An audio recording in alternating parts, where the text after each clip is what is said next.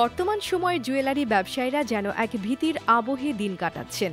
সোনালী স্বপ্নের পেছনে দাঁড়িয়ে থাকা এই ব্যবসায়ীরা অপরাধীর হাতে বন্দী। সম্প্রতি তাদের উদ্বেগ চরমে পৌঁছেছে। নিরাপত্তাহীনতা, চুরি ও ডাকাতির ঘটনা যেন একটি কাল্পনিক দুঃস্বপ্নের মতো তাদের তাড়া করছে। বাংলাদেশ জুয়েলার্স অ্যাসোসিয়েশন বাজুসের পক্ষ থেকে প্রকাশিত এক সংবাদ বিজ্ঞপ্তিতে জানানো হয়, গত ৮ মাসে সারা দেশে ১৭টি জুয়েলারি প্রতিষ্ঠানে সংঘটিত হয়েছে চুরি ও ডাকাতির ঘটনা। এতে ক্ষতির পরিমাণ দাঁড়িয়েছে প্রায় ৪০ কোটি টাকা। ব্যবসায়ীদের মনে আতঙ্ক বিরাজ করছে। বাজুসের ভারপ্রাপ্ত সভাপতি গুলজার আহমেদ বলেন, বারবার টার্গেট হচ্ছি আমরা, নিরাপত্তাহীনতায় ভুগছি। অপরদিকে বাজুসের সাধারণ সম্পাদক বাদল চন্দ্র রায় নিরাপত্তা নিশ্চিত করার জন্য সরকারের দৃষ্টি আকর্ষণ করেন। তিনি লাইসেন্সকৃত অস্ত্র ফেরত দেওয়ার দাবি জানান।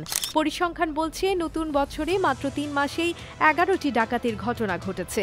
এসব ঘটনার মধ্যে উল্লেখযোগ্য হল ৩ জানুয়ারি সীমান্ত সম্ভার মার্কেটের ক্রাউন ডায়মন্ড অ্যান্ড জুয়েলার্স থেকে ১৫৯ ভরি সোনার অলংকারের চুরি।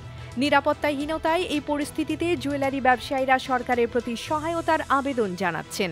তাদের আশা, সরকার দ্রুত কার্যকর পদক্ষেপ নেবে।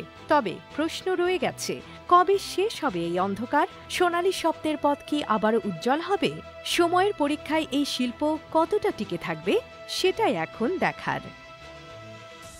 AB news desk report.